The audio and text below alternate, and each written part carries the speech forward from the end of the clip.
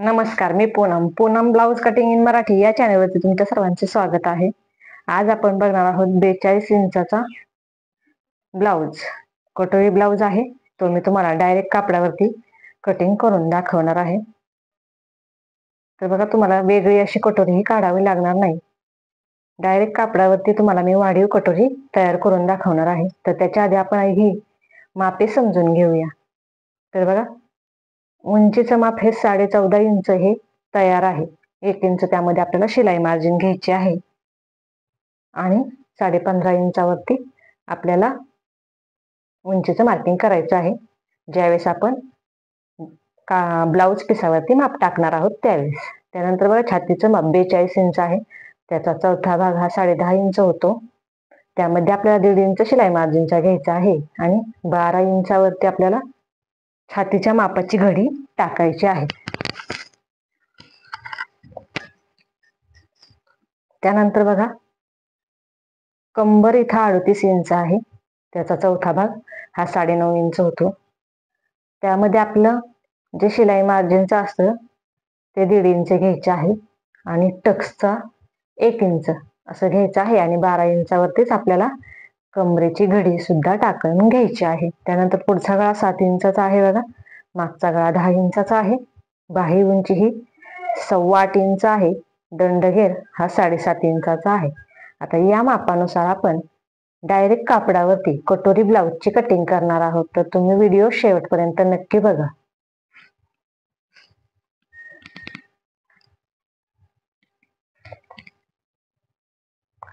तर बघा, हा ब्लाऊज पीस आहे.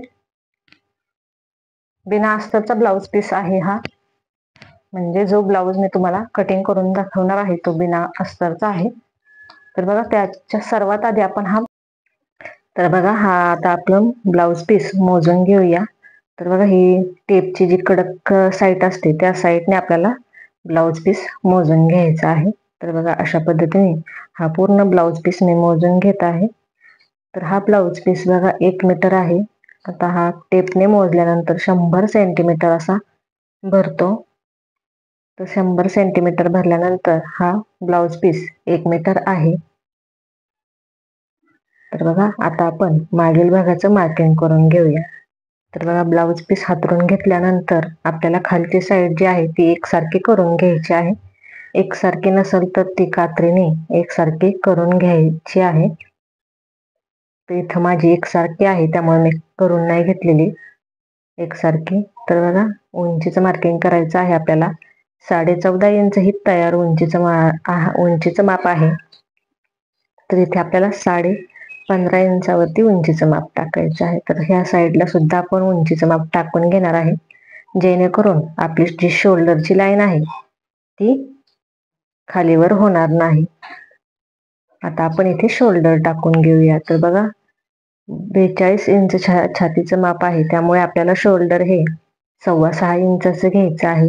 जर तुम्हाला शोल्डर किती घ्यायचं, मुंडा किती घ्यायचा हे माहीत नसेल तर आपल्या यूट्यूब चॅनलवरती चार्टचा व्हिडिओ आहे, त्यातून तुम्ही बघू शकता. तुम्हाला प्रत्येक मापासाठी शोल्डर मुंडा किती घ्यायचं हे नक्कीच लक्षात येईल. तर इथं आपण शोल्डरचं माप 6.25 इंचावरती टाकून घेतलेलं आहे. त्यानंतर बघा, खालच्या साईडला थोडंसं खाली घेऊन सुद्धा आपल्याला शोल्डरचं माप टाकून घ्यायचं आहे 6.25 इंचावरती, जेणेकरून आपली मुंड्याची लाईन जी आहे ती वाकडी तिकडे जाणार नाही. त्यानंतर आता इथे आपण मुंड्याचं माप टाकून घेऊया. तर मुंडा सुद्धा आपल्याला 6.25 इंचावरच घ्यायचा आहे. हे बघा, अशा पद्धतीने शोल्डर मी 6.25 इंचाचं घेतलेलं आहे आणि मुंडा सुद्धा 6.25 इंचाचाच घेतलेला आहे. त्यानंतर आता आपल्याला इथे छातीचं माप टाकून घ्यायचं आहे.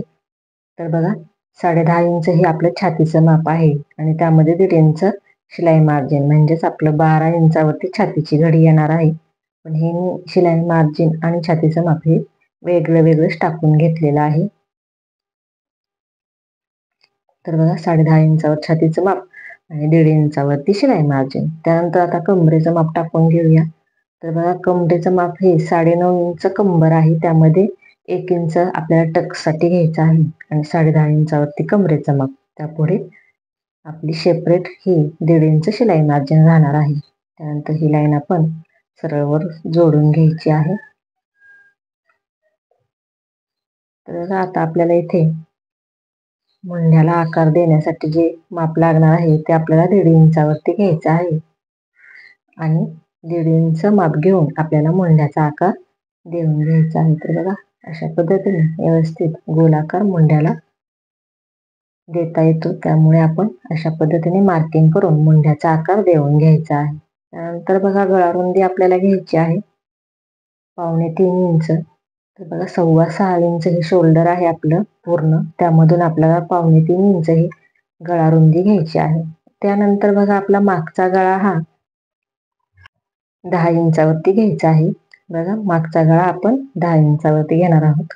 म्हणजे जसा आपल्याला सांगितलं असेल तसा आपल्याला मागचा गळा घ्यायचा आहे. तर इथे बघा खालच्या साईडला सुद्धा मी 3.25 इंचावरतीच गळारुंदी घेतलेली आहे. तुम्हाला जर वाढवून घ्यायची असेल तर तुम्ही खालच्या साईडने वाढवून सुद्धा घेऊ शकता. त्यानंतर ही लाईन सरळ आपल्याला आखून घ्यायची आहे आणि गळ्याला तुम्हाला जसा हवा तसा तुम्ही आकार देऊन घ्यायचा आहे. तर इथे बघा कमरेचं माप 10.5 इंच होतं, तर त्याचा मध्य काढून घ्यायचा आहे 10.5 इंचाचा आणि हे आपलं टक्स पॉइंट राहील. त्यानंतर बघा दोन्ही साईडला अर्धा इंच आपल्याला टक्स द्यायचा असतो. तर ही बघा अशा पद्धतीने आपण गळ्याची उंची मोजून घेणार आहे. तर यामधून आपल्याला 1 इंच कमी करायचं आहे, म्हणजेच आपली टक्सची उंची आपल्याला मिळून जाईल. तर बघा अशा पद्धतीने टक्सची उंची आपल्याला घ्यायची आहे. तर दोन्ही साईडला बघा अर्धा इंच टक्स आपण घेणार आहोत, म्हणजेच पूर्ण टक्स हा आपला 1 इंचाचा होणार आहे. कमरेमध्ये जे 1 इंच आपण एक्स्ट्राच घेतलं होतं ते टक्ससाठी आपण इथे वापरणार आहोत. तर बघा अशा पद्धतीने आपल्याला हा टक्स टाकून घ्यायचा आहे. आता इथे मी गळ्याला गोल आकार देऊन घेणार आहे. तुम्हाला जसा हवा तसा तुम्ही इथे आकार देऊ शकता. यानंतर आता हे आपण कट करून घेणार आहोत. तर मागील भागाची पूर्ण मार्किंग आपली करून झालेली आहे. जरी तुम्हाला यात काही कळले नसेल तरी तुम्ही मला कमेंटद्वारे विचारू शकता. आता हे आपण कट करून घेऊया. आता आपण हे कटिंग केल्यानंतर पुढच्या भागाचं कटिंग करून घेणार आहे. म्हणजे डायरेक्ट वाढीव कटोरी कापडावरती कशा पद्धतीने कट करून करायची हे तुम्हाला मी दाखवणार आहे. तर बघा हे पूर्ण आहे तसं आपल्याला खडूच्या मार्किंगवरून कट करून घ्यायचा आहे. त्यानंतर बघा हा पाठीमागचा जो भाग आहे तो आपण प्रत्येकदा मोजून घेणार आहोत.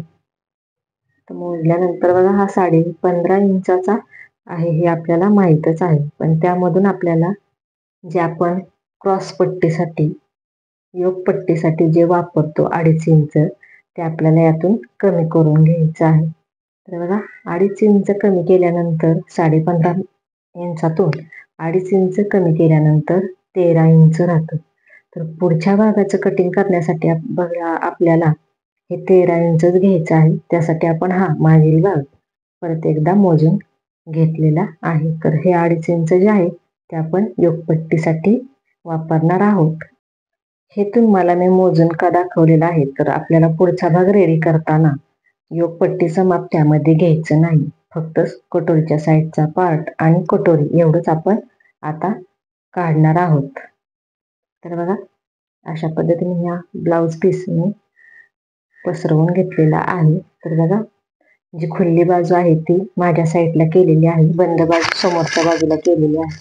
आणि त्यानंतर इथे बघा आपलं व्यवस्थित वरच्या साईडला माप बसेल का हे बघायचं आहे आणि त्यानंतरच माप टाकाय सुरुवात करायची आहे. तर बघा मी आधी हे बसते का हे बघत आहे, जेणेकरून आपल्याला पूर्ण माप टाकताना हे कापड कमी पडणार नाही याचा अंदाज घ्यायचा आहे. तर हे बघा व्यवस्थित बसत आहे. यानंतर आता तुम्हाला मी मार्किंग समजून सांगते.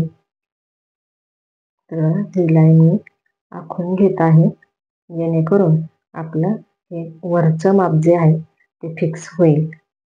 तर यानंतर बघा हे जे 2 मार्किंग जे मी केलेले आहेत ते 2.5 इंचावरती करून घेतलेले आहे.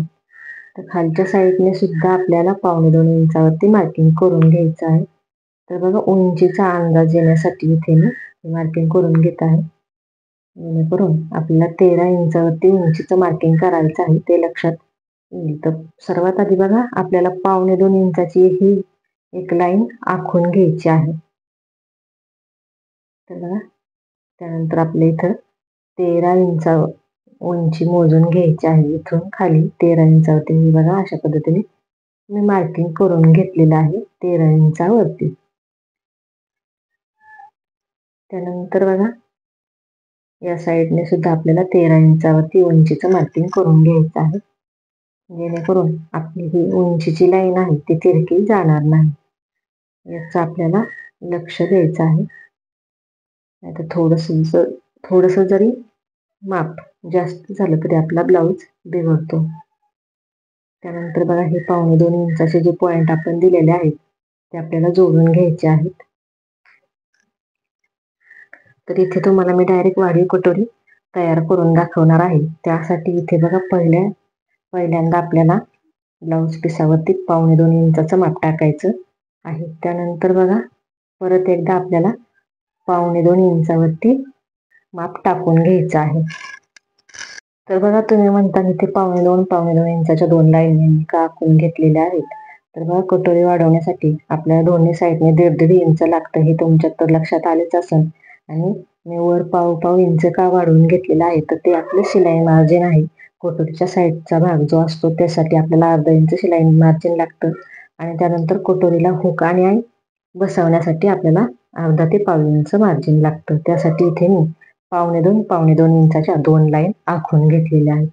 त्यापुढे बघा आपलं शोल्डरचं माप राहणार आहे 6.25 इंचावरती. आपण जे शोल्डरचं माप 6.25 इंचावरती घेतलेलं आहे ते इथे मी टाकून घेतलेलं आहे. त्यानंतर बघा आपली मुंड्याची लाईन तिरकी जाऊ नये त्यासाठी मी इथे परत एकदा 6.25 इंचावरती मार्किंग करून घेतलेलं आहे. त्यानंतर इथे बघा आता आपल्याला मुंड्याचं मार्किंग करून घ्यायचं आहे.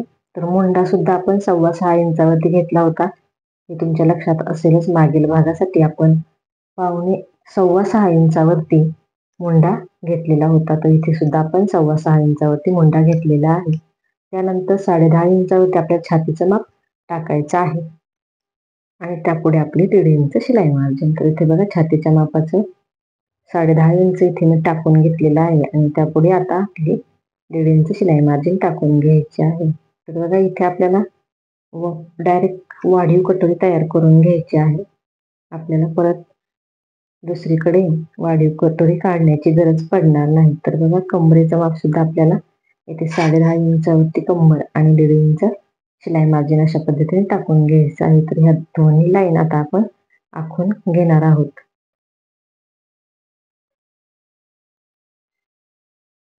तर बघा व्यवस्थित आखून घ्यायचे आहेत. म्हणजे बघा इथं थोडंसं वाकडं तिरकं गेलेलं आहे तर अशा पद्धतीने जाता कामा नये.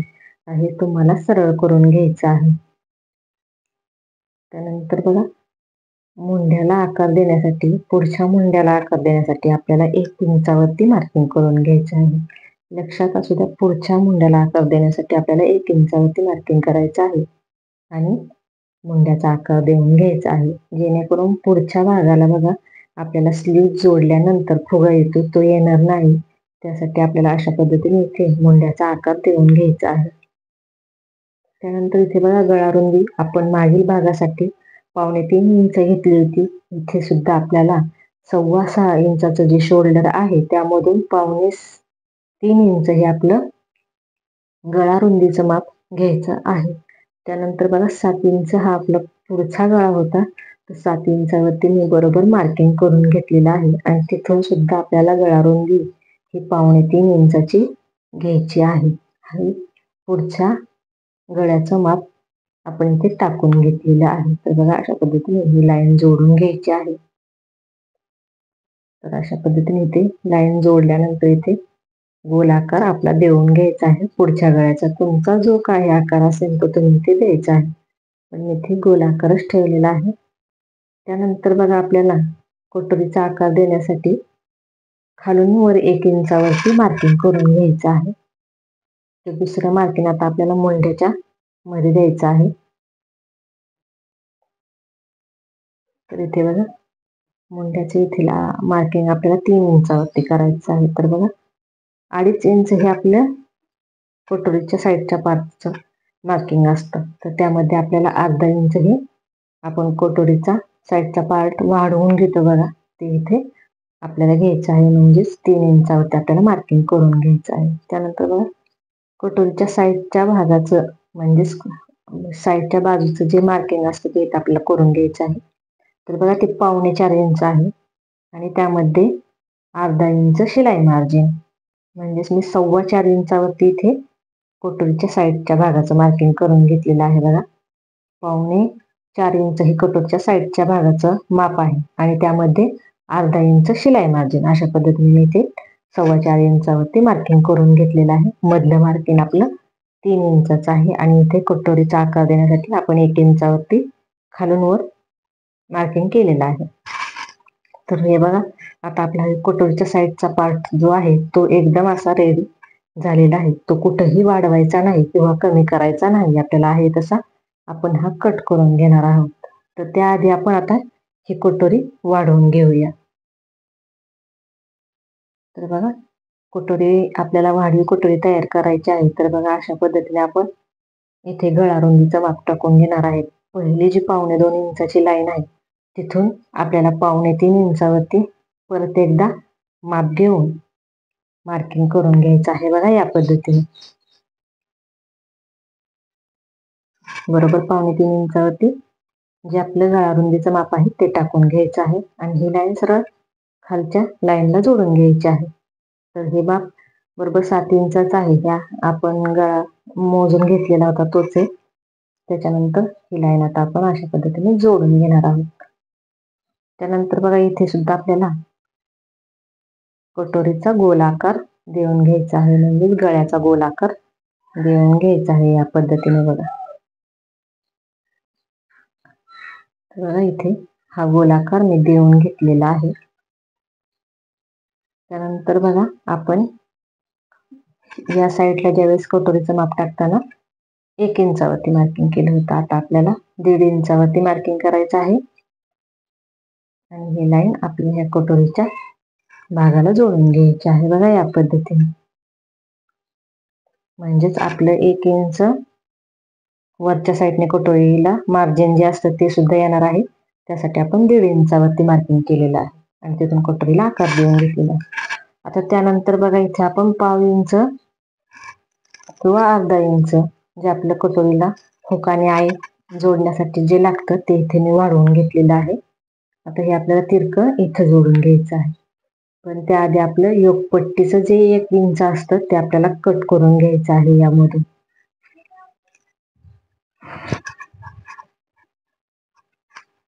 तर बघा इथे आपल्याला हे माप टाकायचं आहे, पण आधी आपण या सर्व कटोरी आहे तिथून ते मोजून घेणार आहे 1 इंच. तर 1 इंच ह्या साईडला आपण माप टाकून घेतलं. त्यानंतर बघा आपल्याला हे तिरकं मोजून घ्यायचं आहे. तर बघा हे 5.25 इंच येत आहे तिरकं. तर बघा इथे 1 इंचावरती मार्किंग केलेलं आहे. तर इथे कटोरीची उंची मोजल्यानंतर बरोबर 5.5 इंच ही कटोरीची उंची येत आहे. पण आपण या साईडला ज्यावेळेस 1 इंचावरती मार्किंग करतो आणि तिरकं मोजतो तर त्यावेळेस 5.25 इंच हे माप झालेलं आहे. तर आपली 5.5 इंचाची कटोरी आली पाहिजे, जेणेकरून आपल्याला ज्यावेळेस आपण ब्लाऊज शिवाय घेतो त्यावेळेस कटोरी कमी जास्त होते किंवा जास्त होते ते आपल्याला कट करावं लागतं. ते कट करावं लागू नये त्यासाठी इथेच आपल्याला 1 इंच जे आहे ते 1.25 इंचावरती घ्यायचं आहे, जेणेकरून तिरकी कटोरी मोजल्यानंतर बरोबर 5.5 इंच येईल. त्यानंतर ही लाईन आपण सरळ आखून घेणार आहोत. तर इथे आपली वाढीव कटोरी झालेली आहे. आता आपण कटोरीच्या खालचा भाग सुद्धा वाढवून घेऊ. त्यानंतर बघा या साईडने सुद्धा आपल्याला 1/2 इंच कटोरी वर घ्यायची आहे. 1/2 इंच घ्या किंवा 3 रेषा घ्या, जेणेकरून कटोरीला आपल्या आकार व्यवस्थित येईल. तर बघा कटोरीचं पूर्ण माप जे घेतो आपण ते 10 इंचाची इथे कटोरी तयार झालेली आहे. त्याचा मध्य काढून घ्यायचा आहे 5 इंचावरती. आणि त्यानंतर इथून खाली आपल्याला टक्सचं मार्किंग करायचं आहे. तर बघा इथून खाली फक्त आपल्याला 1 इंच घ्यायचं आहे, जास्त घ्यायचं नाही. 1.5 इंच हे आपलं कटोरीच्या आतमध्येच राहणार आहे. त्यामुळे इथून खाली आपण फक्त 1 इंच घ्यायचं आहे. तर बघा ही सुद्धा जी लाईन आपण आखतो ती व्यवस्थित सरळ आली पाहिजे. इथे माझी थोडीशी पलीकडे गेली होती तर ते मी परत एकदा आखून घेत आहे. तर हे बघा ही लाईन सुद्धा आपली व्यवस्थित सरळ आली पाहिजे, जेणेकरून आपल्या कटोरीचा आकार बिघडणार नाही. तर बघा इथून मोजल्यानंतर आपली कटोरी 5.5 इंचाची भरत आहे. म्हणजे हे सुद्धा माप आपल्याला मोजून घ्यायचं आहे. तर बघा 5.5 इंचाची कटोरी इथं भरलेली आहे. आता आपण ही साईड सुद्धा मोजून मार्किंग करणार आहोत. आता ही साईड, इकडची साईड आपण मोजून घेऊया. तर बघा इकडची साईड मोजल्यानंतर ही साईड आपली 5.25 इंचच भरत आहे. म्हणजे पलीकडची साईड जी आहे ती आपली 2 रेषा ही एवढी वाढलेली आहे आणि इकडची साईड जी आहे ती आपली 5.25 इंचच आहे, म्हणजे 2 रेषा कमी आहेत. तर बघा या साईडने आपल्याला एक रेषे थोडंसं तिरकं करून घ्यायचं आहे, जेणेकरून कटोरीचे दोन्ही साईड ज्या आहेत त्या एकसारख्या मापाच्या होत्या. तर बघा त्यानंतर ही साईड सुद्धा आखून घेतलेली आहे. त्यानंतर ही मोजून घेऊया.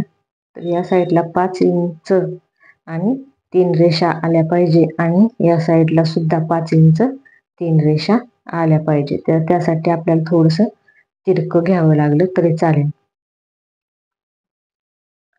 तर ह्या साईडला आता आपण बरोबर 5 इंच आणि 3 रेषा हे माप घेऊन मार्किंग मधलं जे मार्किंग आहे ते करून घ्यायचं आहे आपल्याला. तर अशा पद्धतीने मी करून घेतलेलं आहे इथं. तर बघा अगदी थोडंसं माप आलेलं आहे, पण ते सुद्धा आपल्याला नंतर ब्लाऊज जोडताना आपला ब्लाऊज बिघडतोय का काय असं वाटण्यासाठी जास्तच असतं. त्यामुळे आपण माप टाकतानाच पाव एक रेषेचा सुद्धा आपण विचार करायचा आहे. व्यवस्थित सगळी मापे आली तर आपला ब्लाऊज कुठेही बिघडणार नाही. आणि शिवल्यानंतर तुम्ही मला सांगा की तुमची कटोरी कुठं बिघडली का, कटोरीच्या साईडचा पार्ट जोडल्यानंतर कटोरी कशी दिसते हे तुम्ही मला कमेंट करून नक्की सांगा. त्यानंतर बघा दोन्ही साईडने आपल्याला टक्ससाठी 1.5 इंच घ्यायचं आहे आणि हा टक्स उभा जोडून घ्यायचा आहे. तर टक्सची उंची इथे आपण 2.5 इंचावरती घेतलेली आहे आणि टक्सची रुंदी आपण 1.5 इंचाची घेतलेली आहे. तर बघा बरोबर दोन्ही सुद्धा आपल्याला मोजून घ्यायचं आहे 1.5 इंच आहे का. त्याच्यानंतर आता आपण हे माप मोजून घेणार आहोत. तर बघा हे माप मोजल्यानंतर आपल्या लक्षात येईल की हे किती भरलेले आहे. तर बघा 4.25 इंच आणि 1 रेष एवढं ही मार्किंग माप आपलं भरलं पाहिजे. तर दोन्ही साईडला 4.25 इंच आणि 1 रेष एवढं हे माप आलं पाहिजे, लक्षात असू द्या, जेणेकरून आपली कटोरी ही कुठंही कमी जास्त होणार नाही. ही दोन्ही माप जी आहेत ते आपली एकसारखी यायला हवी, त्यावेळेस आपली कटोरी ही बरोबर येते.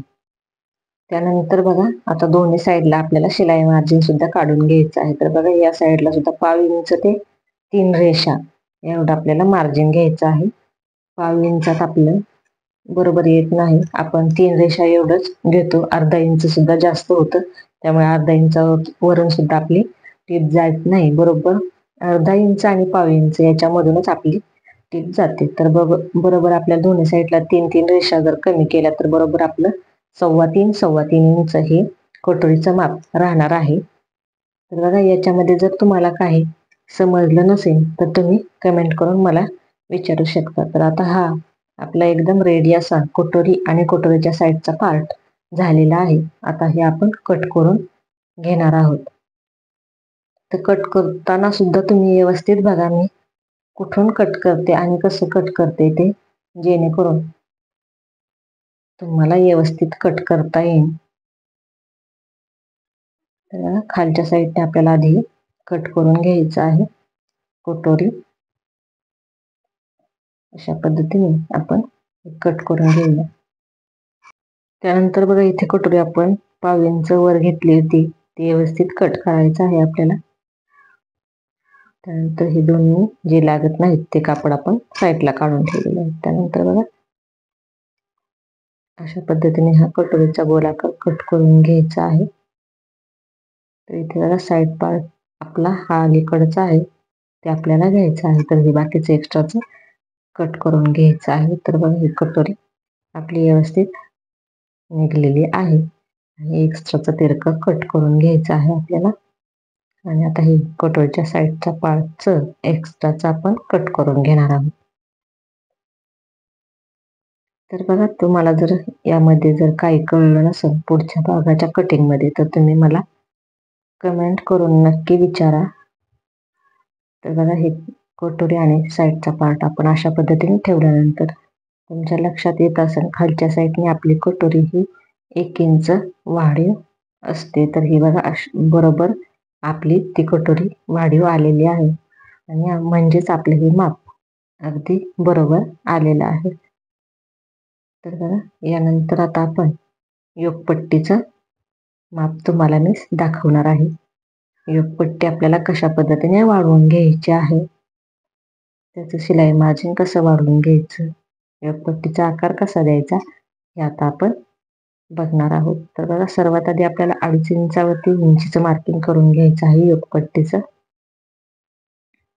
तर दोन्ही साईडला बघा उंचीचं मार्किंग करून घ्यायचं आहे आपल्याला.